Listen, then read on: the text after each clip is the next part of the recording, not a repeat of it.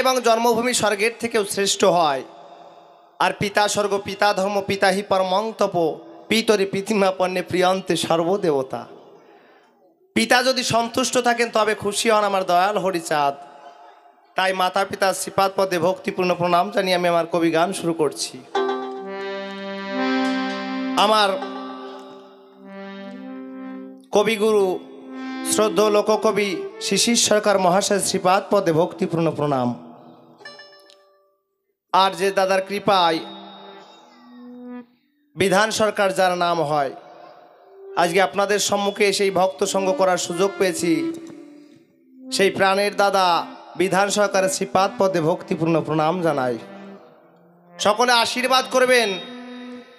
আমার এই দাদা এমনভাবে প্রেমের বাজার সৃষ্টি করেছে, আনন্দ মেলা আনন্দ যজ্ঞের আয়োজন করেছে, যেন প্রতি বছর যতদিন এই ধরাধামে থাকে এমনভাবেই যেন ভক্ত সঙ্গ করে তার বাকিটা জনম ভক্ত সঙ্গর মধ্য দিয়ে যেতে পারে। সকলে এটুকু কৃপা করে আশীর্বাদ করবেন।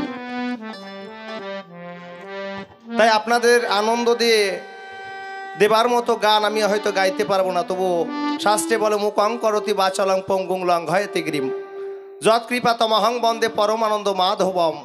যার কৃপায় বাকশক্তিহীন বাগ্মী হয় এবং পঙ্গুগিরি লঙ্ঘন করতে পারে, আপনাদের মতো শুদ্ধ ভক্তের কৃপা হলে হয়তো আমাদের অধর হরিনাম হতে পারে। তাই সকলে আশীর্বাদ করবেন দান, যেন আমাদের অধরে ফুটে ওঠে কাব্যের ফুলবাগান। তাই প্রথমে আমার শ্রদ্ধেয় গুরুদেব লোককবি শিশির সরকার মহাশয়ের একখানা বিখ্যাত গান, যে গানটির জন্য উনি ভাইরাল হয়েছিলেন, সেই পদ্মা নদীর গানটি প্রথম আপনাদের সম্মুখে নিবেদন করছি। ভুল ত্রুটি হলে সকলের কাছে ক্ষমা ভিক্ষা চাই।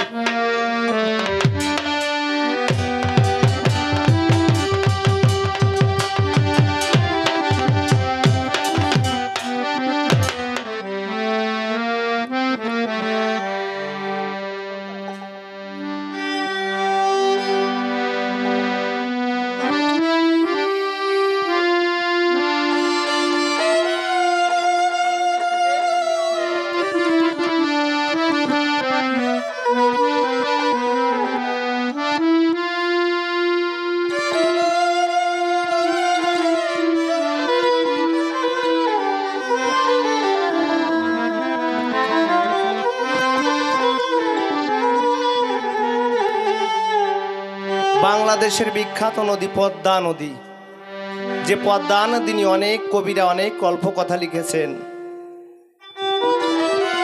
তাই আমার গুরুদেব ভাবের ঘরে গিয়ে যে গানটি রচনা করেছিলেন, সেই পদ্মা নদীর কাছে, যে নদী তুমি তো জানি একদিন বহিতে বহিতে সাগর বন্ধুর সঙ্গে মিলতে হবা। তাই আমারও তো জীবন বেলা ডুবে এলো, আমার কথা গিয়ে তুমিও তো আমার বন্ধুর কাছে জানিও। তাই একটু থেমে যাও নদী, তোমার কাছে আমি কিছু কথা বলতে চাই। তাই গানের ভাষায় বললেন,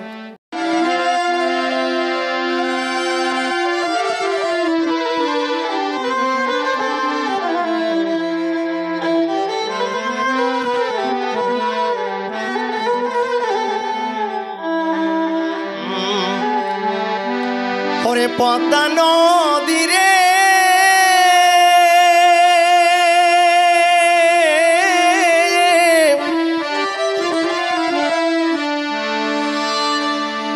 একটু থেমে যা,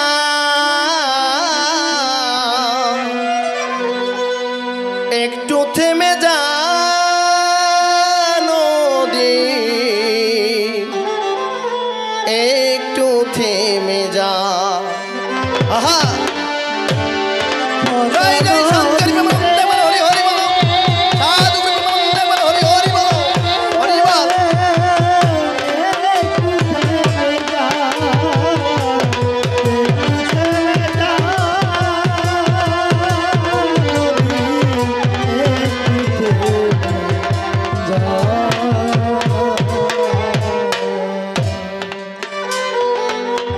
ওরে বলিস আমার বন্ধুর কাছে, বলিস আমার বলিস আমার বন্ধুর কাছে, আসবে কি রে তা থেমে যা নদী, একটু থেমে যা পদ্মা নদী রে।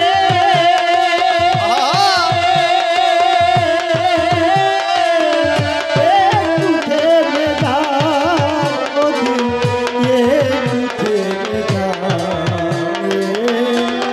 একটু থেমে যা। এই গানটি রচনা করেছিলেন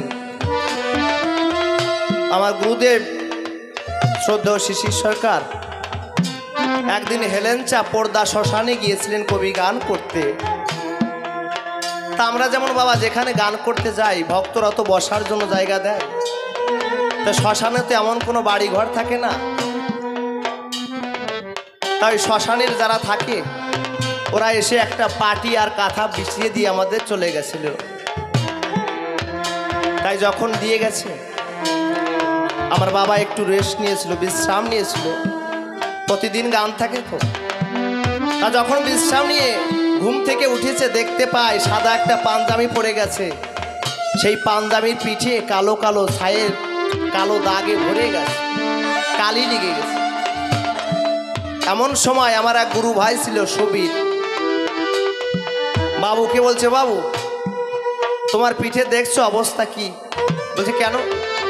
বলছে তোমার সাদা পাঞ্জাবি পিছনে দেখো কালো দাগে ভরে গেছে, কালি লেগে গেছে। বলছে বলিস? তখন ওই কমিটির একজনকে ডাকছে, বলছে দাদা ভাই, আচ্ছা আপনারা আমাকে একটা থাকার জায়গা দিয়েছেন আর পাটি কাঁথা দিয়েছেন, কেমন পাটি কাঁথা বুঝলাম না। বলছে কেন? বলছে আমি একটা সাদা পাঞ্জাবি গায়ে দিয়ে শুয়েছিলাম, কিন্তু এখন দেখি পিঠে কালো কালো দাগে পাঞ্জাবিটা নষ্ট হয়ে গেছে। বলছে সরকার মশাই, আপনারা যে জায়গায় গান করতে আসছেন এই শ্মশানে তো মানুষ আনন্দ করার জন্য আসে না, আর কেউ যে আমাদের বাড়ির আশেপাশে কেউ কোনো কাঁথা কম্বল দেবে তাও দেয় না। তাই এই শ্মশানে যা পাই সেইগুলোই, যা ওই রয়ে যায় ওইগুলোই তো আপনাদের বসার জন্য জায়গা দিয়েছিলাম। তাই এই গতকাল এই শ্মশানে একটা 18 বছরের মেয়ে মারা গিয়েছিল বিষ খেয়ে। তাই মেয়েটাকে পোড়াতে এসে ওই মেয়েটার মৃতদেহ যে সাদা কাপড় দিয়ে ঢাকা ছিল আর যে পাটিটা দিয়ে এনেছিল মেয়েটাকে, ওই মেয়েটার ওই মৃত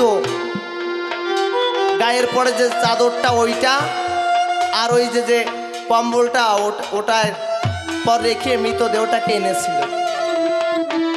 তা ওই পোড়ানোর পরে ওইগুলো রেখে গিয়েছিল, আমরা সেইগুলো রেখে দিয়েছিলাম।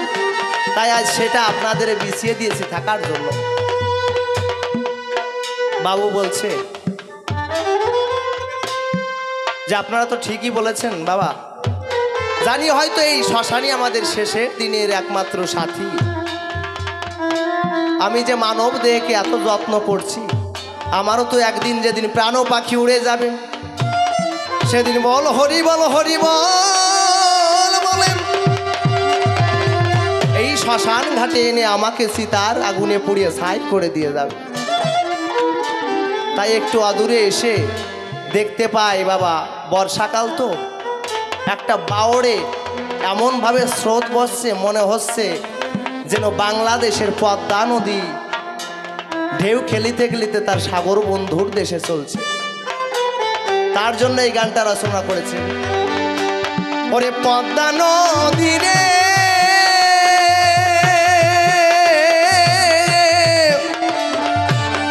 একটু থেমে যাও, একটু থেমে যা নদী, একটু থেমে যাও। পদ্মা নদী রে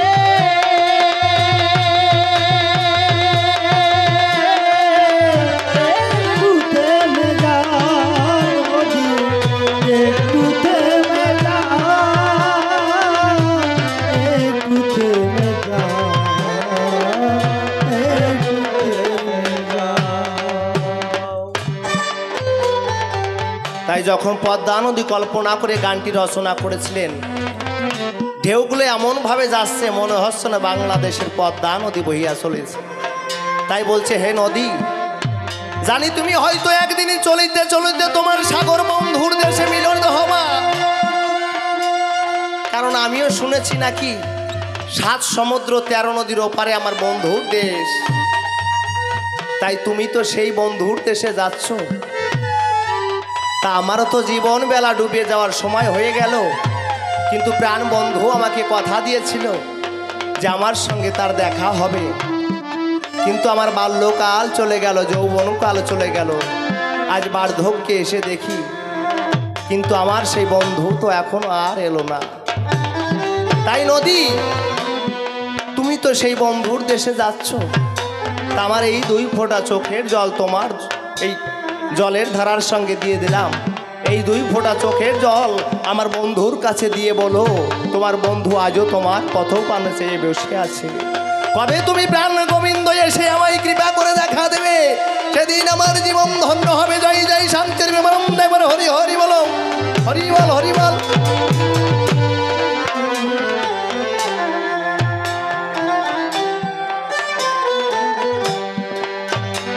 তাই গানের পথ দিলেন,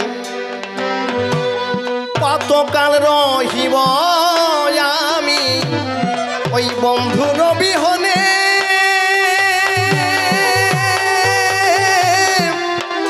ওরে দেখা হলে বলিস কানে, বন্ধুর কানে কানে রে নদী, বন্ধুর কানে কানে কতকাল রহিব আমি বন্ধুর বিহনে,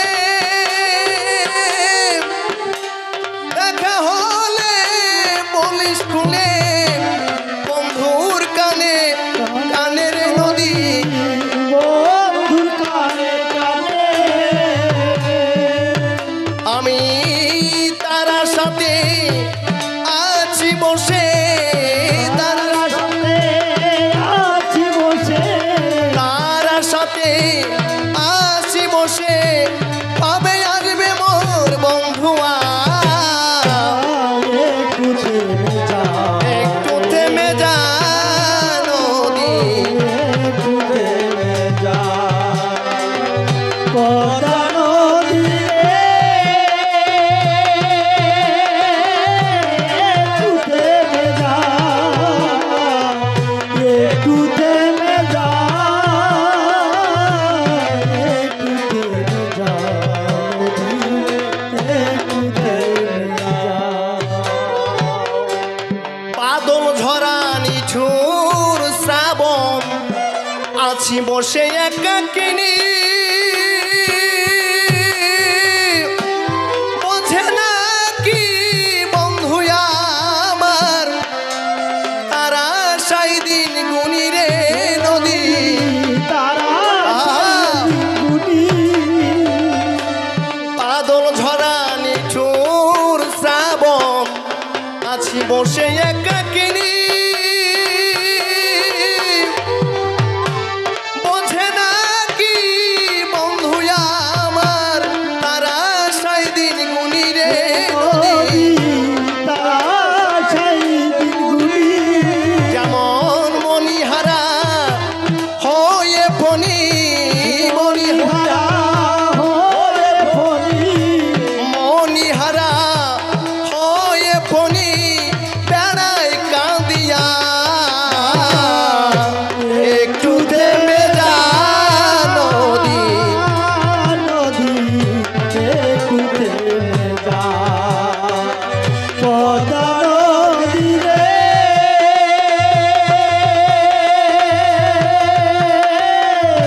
একটু থেমে যা,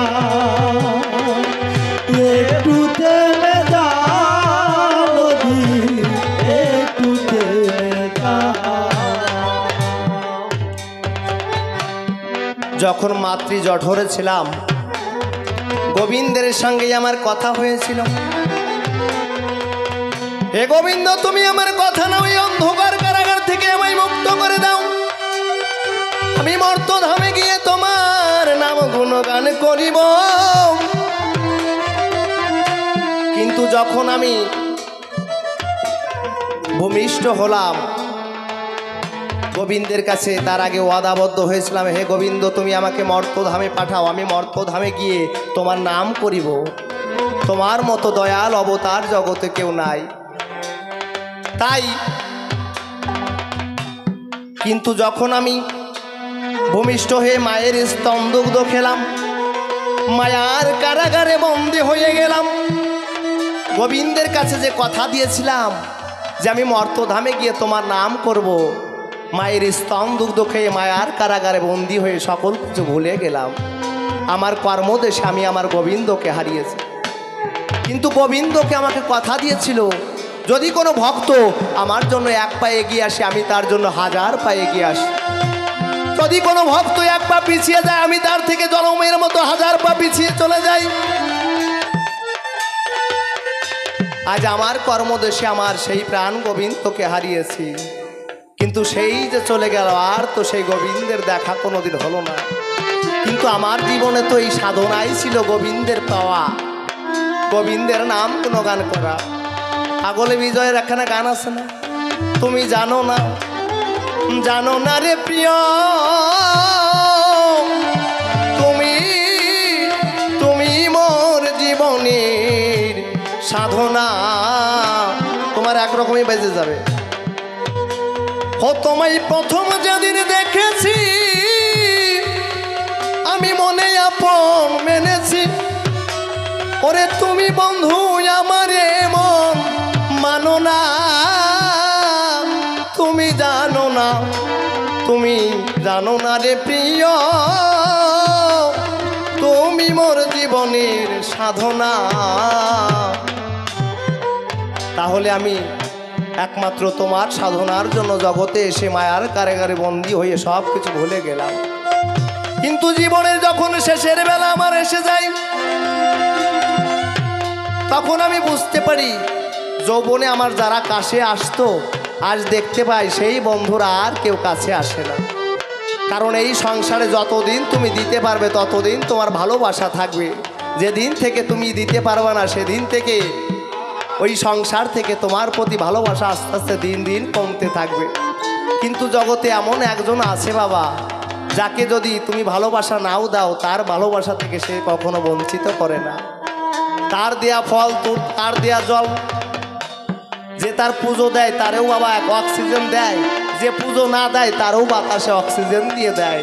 তাহলে এমন পরম বান্ধব কয়জন জগতে থাকে? তাই আমার গুরুদেব এখানে পদ দিয়েছিলেন,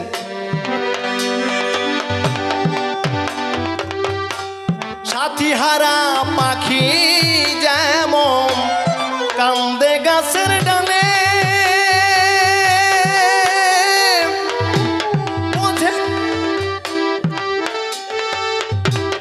আমি তেমনি কেঁদে ফিরি বন্ধুর প্রেমানলে রে নদী,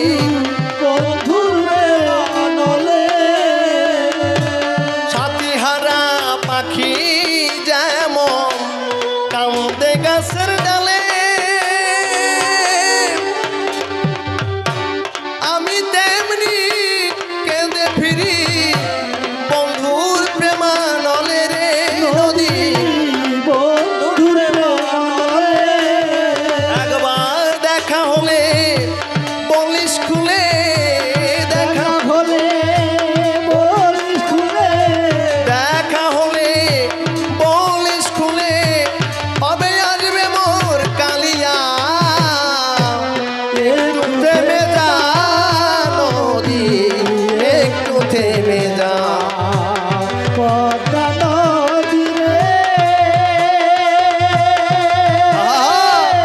নদী রে, একটু থেমে যা নদী, একটু থেমে যা। আর ফুলবাসরে কথা ছিল আসবে আমার ধারে, আমার যৌবন জোয়ার গেল চলে আর এলো না ফিরে রে নদী। আলো ফিরে, ফুলবাসনে কথা ছিল আসবে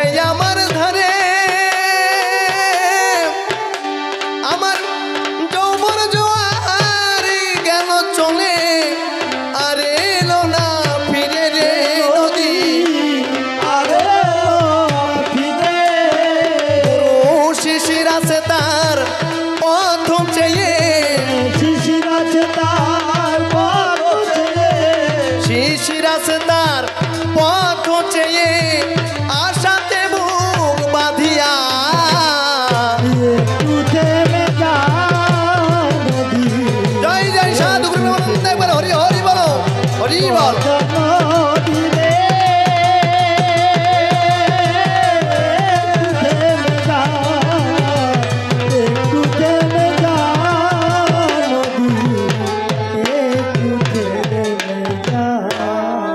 তুমি তো বিধির বিধি, অনাদির আদি তুমি সারার সার।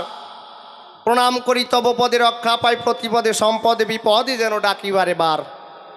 তুমি আদি, তুমি অন্ত, সাকার নিরাকার, তুমি অনন্ত, নিত্যানিত্য ব্রহ্ম সনাতন। তুমি রাম, তুমি হরি, ব্রহ্মা বিষ্ণু শিব শঙ্কর শ্রীকৃষ্ণ শ্রী গৌরাঙ্গ রতন। বহুরূপে পৃথিবীতে ভক্তজনে আনন্দিতে, জীবের হিতে এলে বারে বার। দুষ্টের ওরি দিনের বন্ধু, সৃষ্টজনে কৃপা বিন্দু, দানব প্রভু সর্বগুণাধার। মাতা পিতা সখা স্বামী বন্ধু প্রভু অন্তর্যামী, আমার তুমি, তুমি যে মোর সর্বতীর্থের ফল। ওগো প্রিয় বনবল্লভী, তব শ্রীপদ পল্লভী, শরণ লোভী দিন যে উৎপল। মাতা পিতার শ্রীচরণে প্রণাম করি বিশুদ্ধ মনে, যাহাদের ইচ্ছার কারণে আমি আসিলাম ভুবনে। তারাই মোর পরম গুরু, যাদের কৃপাতে আজ জীবনের শুরু। তারাই বাঞ্ছা কল্পতরু আমার দুর্লভ মানব জীবনে। আর যে দাদার কোনো প্রচেষ্টাতে কবিগান হচ্ছে সভাতে, তাহাদের চরণতে আমি জানাই নমস্কার। তারা যেন প্রতি বৎসর দিতে পারেন এমন কবির আসর, আমরাও আসিয়া কাব্যবাসর রচনা করিব আবার। ভক্তবৃন্দের পদতলে পূজা দিলাম ভক্তি ফুলে, আছেন যত শ্রোতা মণ্ডলে আমায় আশিস করবেন দান। আপনাদের কৃপা হলে জড়তা মোর যাবে চলে, আমি এবে সভা তলে গাইব কবিগান। নামটি আমার উৎপল সরকার, সে নাম করে পরিহার। মনোহর সরকার নামটি এবার করিব ধারণ। বিপক্ষে থাকবেন যিনি দাদা অসিত সরকার গুণমণি, কল্পনাতে হবেন তিনি কবির আসরাজ তারক মহাত্মন। তাকে দিয়ে তারকের ভূমিকায় আমি মনোহর সরকার নামটি ধরে সভাতে দাঁড়াই। এক এক করে ধরে ধরে জিজ্ঞাসিব তাহার দ্বারে, দেখি গোসাই এসে সভা পরে কি দেয় সমাধান। তাহলে নামটি আমার উৎপল সরকার, সে নাম করলাম পরিহার। মনোহর সরকার নামটি এবার করিব ধারণ। যেভাবে প্রশ্ন করে আমার মতো যাব সরিয়ে, গোসাই এসে সভা পরে সেইভাবে জবাবগুলো করবে বিশ্লেষণ। বাবা বোঝা যাচ্ছে পরিষ্কার? বাবা যা, সেই মনোহর সরকার ভূমিকায় যাবার আগে আমি তার চরণাভাগে সব ভক্তি প্রণাম জানাই। হে গোসাই, তুমি আমার কথা নিও, তুমি থাকো যে দেশে, আমায় তুমি ভালোবসে, আমার হৃদয় আকাশে বসে বসে তোমার কথা তুমি বলে দিও। তার উপর দিয়ে ভার হতে চাই কাব্য সিন্ধু পার, দাঁড়িয়ে এবার সভাধার প্রশ্ন করব দান। যেভাবেতে প্রশ্নপত্র সভাতে করিব অত্র, দিয়ে তার কৃপা সত্র জবাব করবে দান। তাহলে নাম ভূমিকা আমি মনোহর দাঁড়াইব বৈষ্ণবের উপর। কিছু প্রশ্ন করব তাহার গোসার, তাহারে বানাইব তারক সান। যিনি হরিলীলামৃত লিখে সিনায়েছে আমাদের এই হরিসানকে, মতুয়ারা যা দেখে করে হরিনাম সংকীর্তন। তাহলে প্রথম প্রশ্ন আগে তোমায় করি, কে তোমার এই যে দয়াল হরি? তোমরা যে হরি বলে দাও গোড়াগড়ি, কে সেই হরিসান? চার যুগে চার ভগবান, শাস্ত্রে তাহা আছে প্রমাণ, তাই তো বাবা? শেষ অবতার নিমাইসান জানেন সর্বত। তাহলে এর মাঝে হরিচাঁদ কেনে, তোমরা বেজাল বাদাও কেনে? তারে ভগবান বলো কোন বিধানে, কোন শাস্ত্রে আছে সিদ্ধান্ত? যদি কোন প্রমাণ থাকে একটু খুলে বলো সব বাবাকে, শুনবেন যত বই বিজ্ঞ লোকে কাটাবে মনের ভ্রান্ত। তাহলে প্রথম প্রশ্ন গেল হয়ে কার জনায় কথা কইবা, দ্বিতীয় প্রশ্ন তোমায় করে দান। শেষ করলাম প্রথম প্রশ্ন, মন হলো আমার সতৃষ্ণ, আর একখানি প্রশ্নপত্র গোসাই তোমায় করে দান। গোসাই তুমি যে তারক, তোমারই তো আলাদা দিকে চোখ। প্রথম দেখছিলাম কালীর চরণে রাখিয়া যোগ দিয়েছিল মনপ্রাণ। ও বাবা, কয়েকদিন পরে দেখি কৃষ্ণ বলে ঝরে রাখি, গৌরচাঁদকে হৃদয়ে রাখি করে না হরি সংকীর্তন। তাহলে বাবা এরে ওরে ত্যাগ করে তুমি লাস্টে কেন আসলে এই হরিচাঁদের ধারে? এই হরিচাঁদ কি দিয়েছে তোমারে তাই করো হয়ে বর্ণন, যে চার যুগে কি এমন বাকি ছিল যে তাই দিতে তোমার এই হরি ঠাকুর এলো, যা নিমাই চাঁদের মধ্যে কম থাকিলে দ্বিতীয় বিশ্বভুবন। বোঝা গেছে বাবা? কারণ কি, সত্য যুগে ধ্যান ধারণা বৈশেষণ জ্ঞানী যেন কথা মিথ্যা নয়। আবার ত্রেতায় যখন আসি যাগযজ্ঞের প্রধানতা বেশি নাকি। আমরা রাজীব লোচন সেখানে যাগযজ্ঞর অনেক ভূমিকা আমরা দেখিবারে পাই। আবার দাপরতে কৃষ্ণ পূজা অর্চনা বিধি দিয়ে গেল, তাহলে লাস্টে হরিনাম বাকি ছিল, তা দিতে তো আমার নিমাই জাত দিয়ে গেল, তাই তো বাবা? হরিনাম এসে জগতে দিয়ে কি বললো? হরের নাম হরের নাম হরের নাম হইব কেবলম, কলৌ নাচতেবো নাচতেবো নাচতেবো গতির অন্যথা। এটা হলো আমার গৌর হরির মুখের কথা, যে কলি জীবের একমাত্র হরি নাম বিনে গতি নাই নাই নাই। তাহলে এইটাই আমার জানিবার বিষয়, যে যে হরিনাম দিতে বাকি ছিল সেই হরিনাম আমার নিমাই সাথে সে দিয়ে গেল। তাহলে কি এমন দিতে বাকি ছিল যে তাই দিতে তোমার এই হরি ঠাকুর এলো? দ্বিতীয় প্রশ্ন তোমায় এলো সভ্য সভা স্থান, তুমি এসে সভা পাশে দাঁড়াইয়ে রসা ভাসে একটু মনের হরিষ অঙ্ক কষে দিও সমাধান। বোঝা যাচ্ছে বাবা? তাহলে পরপর দুটি প্রশ্ন গেল হয়ে কার জনার কথা কয়ে এইবার তৃতীয় প্রশ্ন করব উত্থাপন। কিন্তু গোসাই করি মানা দুই এক বাবাজি কইছে বাবা একটু চাটনি ফাটনি দিও। আমি বললাম আচ্ছা কতদূর পারে দিবা না, আর অসুবিধে কি? কবি গান তো বাবা পঞ্চরসের সৃষ্টি নাকি। সব ধরনের রস না থাকলে অনেকজন অনেক রকম রস নিতে আসে। কেউ গান শুনতে আসে, কেউ আলোচনা শুনতে আসে, আবার কেউ একটু ওই গল্প যে শ্লোক অনেকে কয় তা শুনতে আসে, আবার কেউ একটু দুয়ো শুনতে আসে, বিভিন্ন রকম বক্ত থাকে। তাহলে আমাদের এই যুবক যুবতী যারা আছে কি বলবো আপনাদের কাছে, যদি দুই একটা রসের কথা না বলি, যারা আছে কৃষ্ণকলি মনে মনে ভাববে তাই। বাবা অন্যান্য সরকারের মধ্যে যে রস ছিল এ সরকারের মধ্যে ছাতা বটে নাই, তাই মনে আছে ভাবো না যে আমি দুই একটা না বললেও যাব না। কি বাবা গল্প বলবো নাকি? হ্যাঁ ওরে বাবা এই বাবা খুব কও কও গরজটা কি দেখছে? তা আপনি ভাবতেছেন আমি না খেয়ে যাবানে, মানে দেখলাম আপনার শোনার গরজটা কেমন। আপনি যদি এনতে গল্প না শুনিয়ে আটা দেন, পিছন দিয়ে আটা দিয়ে কতি করতে যাবো, তবুও গল্প কইয়েই যাব। বাড়ি চলে গেড়ি যাইয়ে শিকল খুলে ঘরে যে ঢুকে কব, তাও কইয়েই যাব। তা বাবা কেমন জানেন, ওই বিধবার একটা ছেলে হয়েছে। হ্যাঁ আরে কয় কি বাবা, বিধবা ছিল না, 5 মাসের একটা সন্তান গর্ভে থাকতে যদি ওই ছেলেটা বাবা মরিয়ে যায়, তাহলে ওই মায়ের যখন 10 মাস 10 দিন পূর্ণ হলো তখন তো ওই সন্তানটা প্রসব হলো। তাহলে সেই সন্তান যখন হয় তারে বিধবার সন্তান কয় না। বাবা ভাবছে কোনো ইন্টু পিন্টু করে মনে হয় হয়েছে, আসলে তো তা না, ব্যাপারটা বোঝো নাকি। তা ওই আসলে বাবা ওই রকম ভাবে না, এইভাবে বিধবা ছিল। তা যখন হইয়ে গেছে মা ভাবছে জীবনটা তো চলেই গেল, তার বাকি যেটুক জন্ম আছে এই হরি নাম কৃষ্ণ নামের মধ্য দিয়ে কাটাবো। তা ওই একটা বৈষ্ণবী আসরে কীর্তন আসছে, এইবার যখন কীর্তনিয়া গান করতেছে এত সুন্দর প্রেমের আলোচনা আসছে, গান শুনিয়ে ভক্তরা চোখের জলে বুক ভাসাই ফেলতেছে। ওই আমায় শরণ ছাড়া করো না হে, ওরে দাও দাও আমায় শরণ ধুলি, ওই আমায় শরণ ছাড়া করো না হে।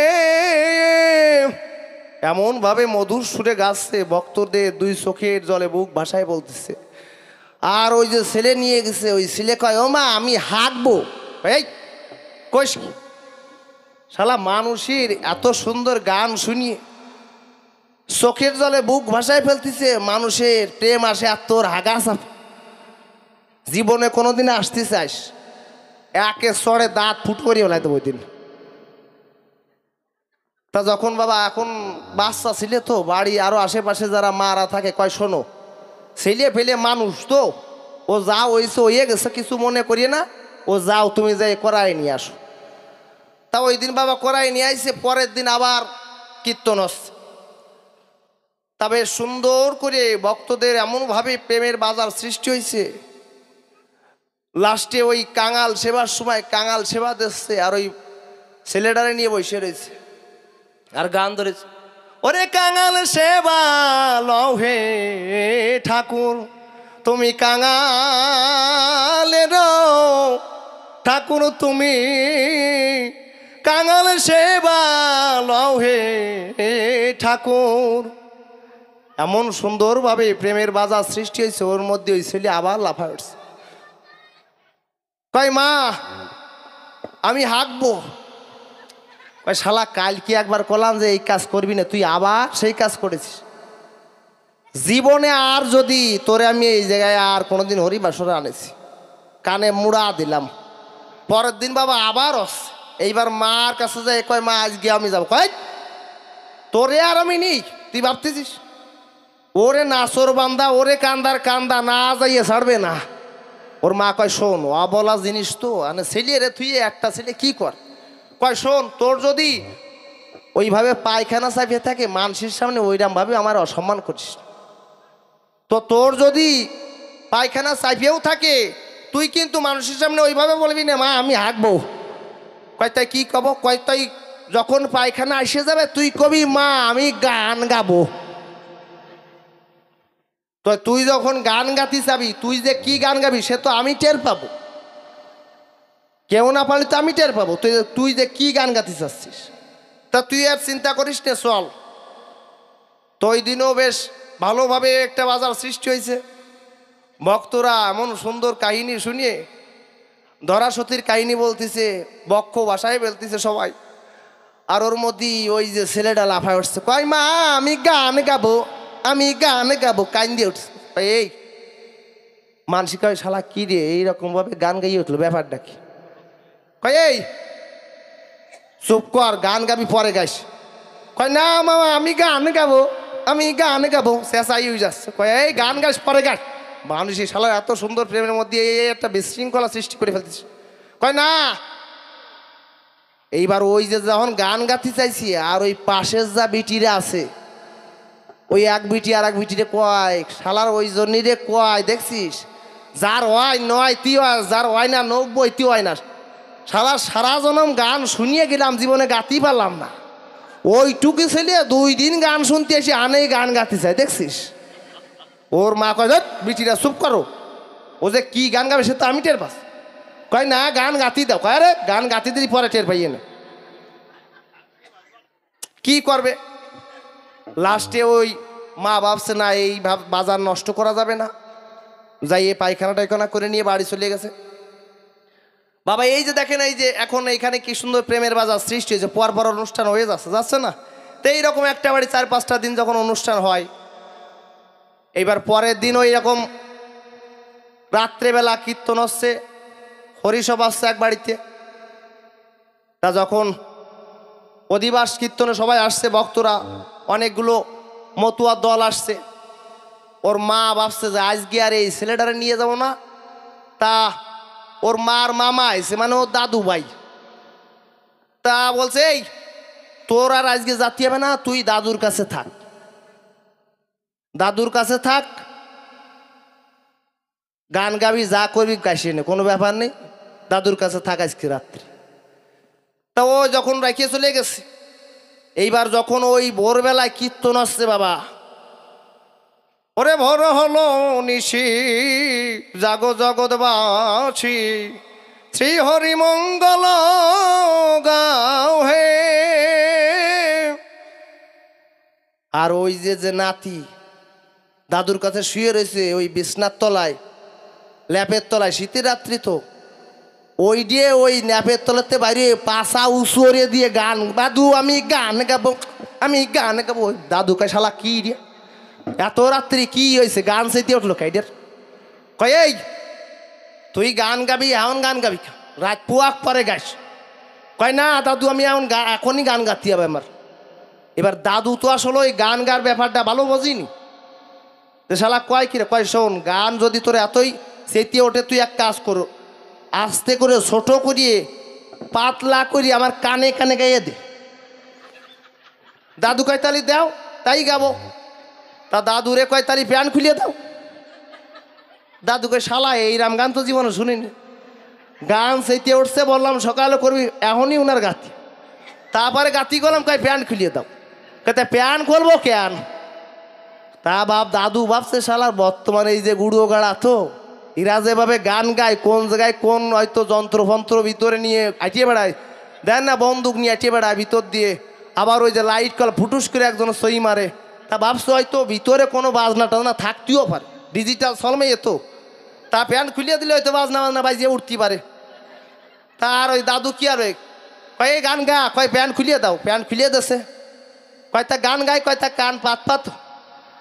তা ভাবছে তাই দিই, কান পাতিয়ে দিছে, ফেরাত করে মারিয়ে দিছে। দাদু কয় এই নাতি করলি কি? কয় গান গাইয়ে দিলাম, বুঝিয়ে দাও ওকে এইবার। দাদু তো নেটায় মেটায় গন্ধ মন্ধ বাড়াই ফেলাইছে। শালা কয় নাতি শালা এইরাম গান গাবি, তুই তো বুঝতে পারিনি আমি। তা গোসাই করি মানা এইভাবে যেন তুমি গান গাইয়ে যাই না। কি বাবা, গান একটু ভালো করে গাইও। যাক, পরপর দুটি প্রশ্ন গেল হয়ে কার্জনের কথা কয়ে এইবার তৃতীয় প্রশ্ন তোমায় করে নিবেদন। আমার এই হরি ঠাকুর জগতে এসে জগৎকে ভালোবেসে মতুয়া ধর্ম করলো নিবেদন, তাই তো বাবা? তাহলে আমি তোমার কাছে প্রথমবারে প্রশ্ন রাখি, তুমি খুলে বলো সবার বাঁকা বাকি যে এই যে তুমি মতুয়া ধর্ম সৃষ্টি করলে দান, তাহলে এই যে মতুয়া মতুয়া শুনিবারে পাই, তাই তো বাবা? তাহলে আসলে এই মতুয়ার মূল দর্শনটা কি? মানুষকে এই চুল দাড়ি আর এই গলায় মালা নিয়ে বেড়ালে কি মতুয়া হয়ে যাবে? নাকি হরিবল বলে ডাঙ্কা নিয়ে কাশিয়াতে নিয়ে করে মতুয়া গিরি করে বেড়ালে সে মতুয়া হবে? এইটা তোমার কাছে সঠিক তথ্য জানিবারে চাই, যে প্রকৃত মতুয়া বলে কারে, তুমি একটু ভালো করে খুলিয়ে বলবা সভা পরে। তৃতীয় প্রশ্ন তোমার ধারে। আচ্ছা, আমাদের শ্রদ্ধেয় ভাইস চেয়ারম্যান দিলীপ দাস মহাশয় আমাদের মধ্যে এসেছেন। তাহলে কিছু বলবেন না? হরি বল। যাক, হ্যাঁ, তাহলে আমাদের এই দিলীপ দাদার আগমনে আমরা একটু হরিধ্বনি দিই নাকি? জয় জয় শান্তি হরি প্রেমানন্দ, একবারে হরি হরি বলো, হরি বল। সাধুগুরু প্রেমানন্দ, একবারে হরি হরি বলো, হরি বল।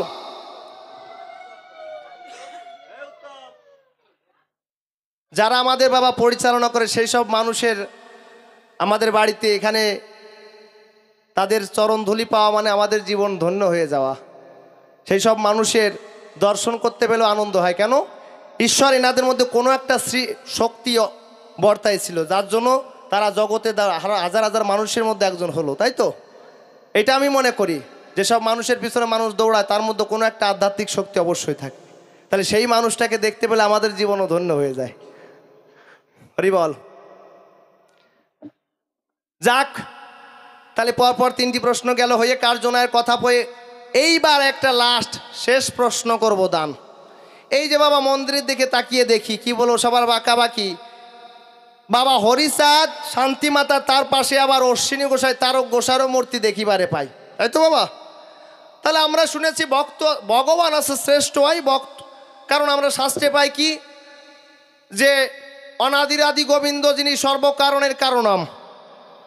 তাহলে তিনি যদি সর্বকারণের কারণম হয়, তাহলে সেই কৃষ্ণ যদি হরি হইয়া আসে, আমি একটু মেনে নিলাম, তাহলে সেই উনি তো সর্বশক্তিমান, জানেন যত জ্ঞানমান। তাহলে আমার এইটা জানবার আকিঞ্চন রয় যে এই ভক্তের ভগবানের পাশে ভক্তরাও কেন পূজা পায়?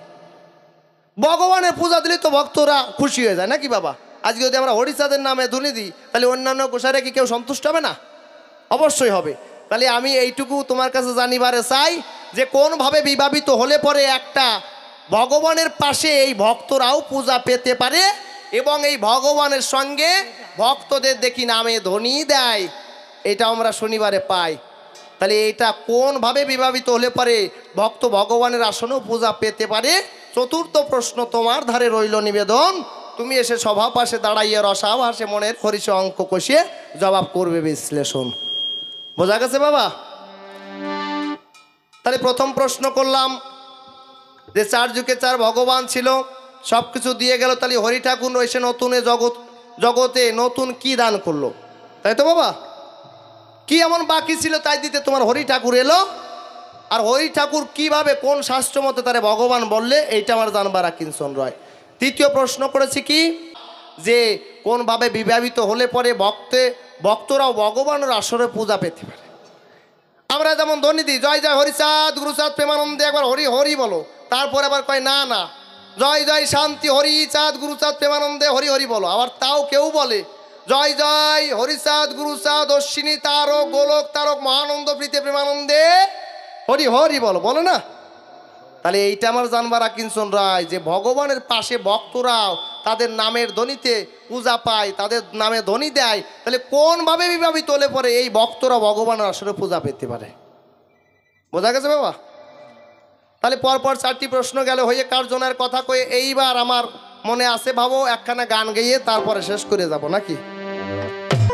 সেই ভরা ভাদরও নাই বাবা, সেই নৌকায় আর পাল উড়ায় না, পাগল বিজয়ও নেই, সেই নদীও নেই, কিন্তু তার ভাটিয়াল সুর আজও বাংলার আকাশে বাতাসে ভেসে বেড়ায়। ভরা ভাদরের নদী জাননি তার কথা,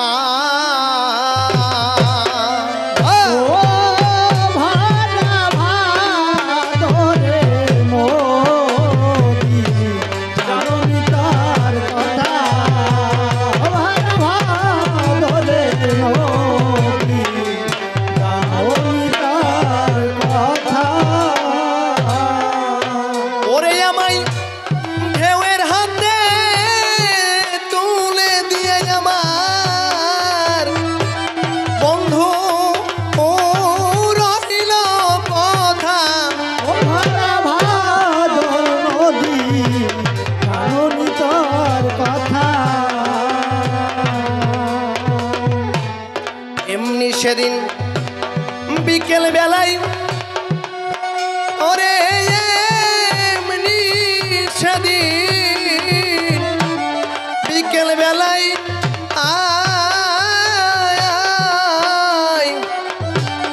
নদীর তীরে ঝাউ গাছ তলায় দক্ষিণ বায়ু সখিন দোলায় দলে গাছের পাতা,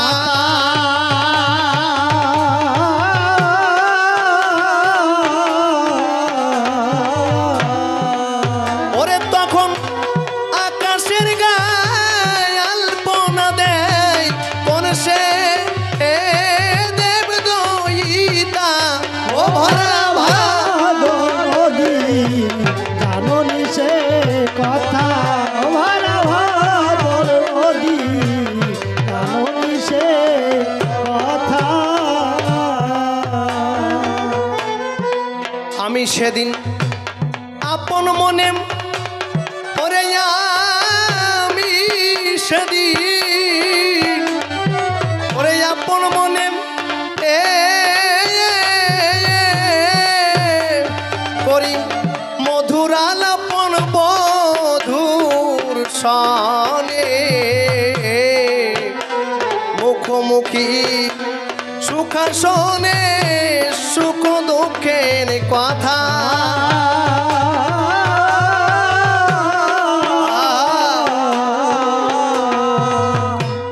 আমি সেদিন আপন মনে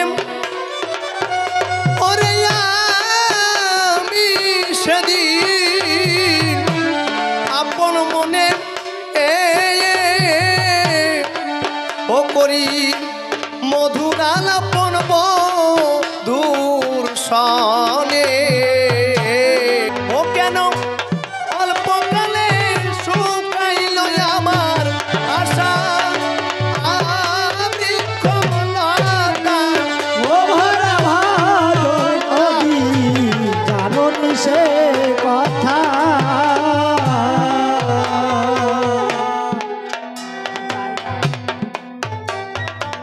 বল আর ঢেউয়ের নাচন দুলে দুলে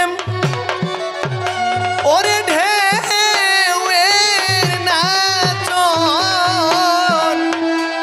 ওই দুলে দুলে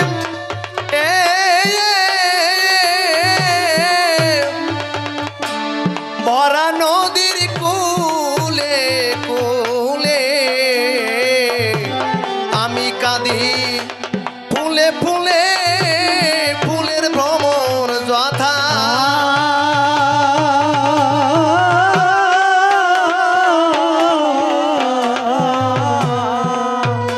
ওরে ঢেউয়ের নাচ দুলে দুলে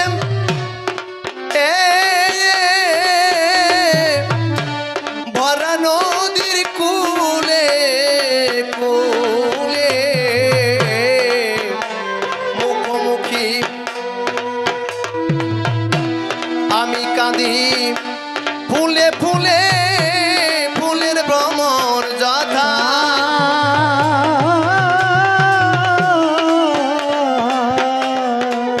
ও তোমার পূর্ণ পক্ষে বুঝবে না যে শূন্য ও বুকের ব্যথা ও ভরা ভাগর নদী জাননি তার কথা ভরা ভাগর নদী জাননি তার কথা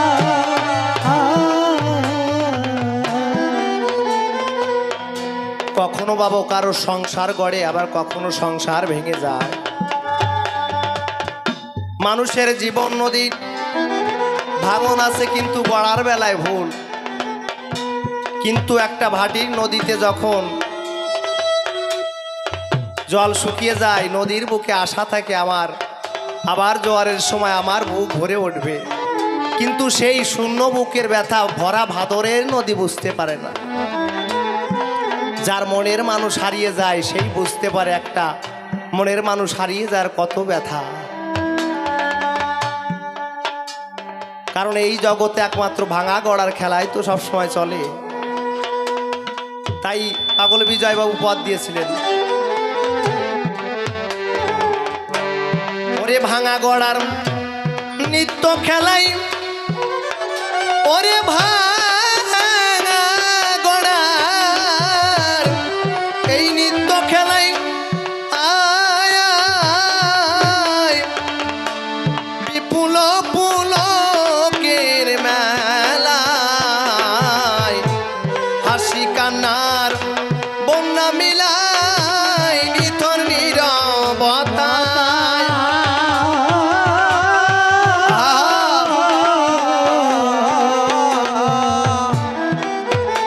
ওরে ভাঙা গড়ার নিত্য খেলাই আয় আয় বিপুল পুলকের মেলায় হাসি কান্নার বন্যা মিলাই নিথর নীরবতায়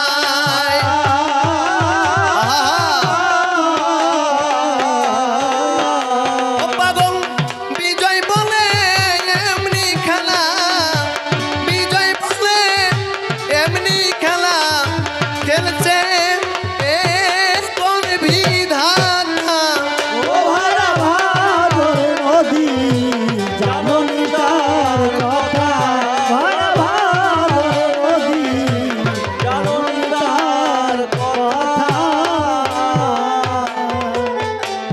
ভূমিকাতে মনোহর আমি সভ্য সবার ঠাই বিপক্ষেতে আছেন আমার তারক চান গোসাই সভা মাঝে কিছু প্রশ্ন তারে করিয়াছি দান এক এক করে ধরে ধরে সে দিবে সমাধান প্রথম প্রশ্ন করলাম তারে বলো হে গোসাই হরিচাঁদের ভগবত তত্ত্বই আমরা জানিবারে চাই কোন শাস্ত্রের কোন বিধান মতে হলো ভগবান এক এক করে ধরে ধরে তুমি দিও সমাধান দ্বিতীয় প্রশ্ন তোমার ধারে রইল নিবেদন তুমি আগে কালী ভক্ত ছিলে জানার প্রয়োজন। কালী কৃষ্ণ ত্যাগ করে আবার মতুয়ার বাজারে যাও। মতুয়ার দলে গিয়ে তুমি এবার বলো কি বা বেশি পাও। সেই তত্ত্ব সভা পরে তুমি করবে বিশ্লেষণ। তোমার কথা শুনবেন যত আছেন ভক্তগণ। আর এক প্রশ্ন তোমার ধারে রইল নিবেদন। মতুয়া বলে বলো কারে তুমি করবে বিশ্লেষণ। কোন ভাবে বিভাবিত হলে পরে ভক্ত পূজা পায়। সেই কথাটি ধরে ধরে করবে জবাব সাই। চারখানি প্রশ্ন তারে সভায় করলাম দান। গোসাই এসে সভা পাশে তাহার দিবে সমাধান।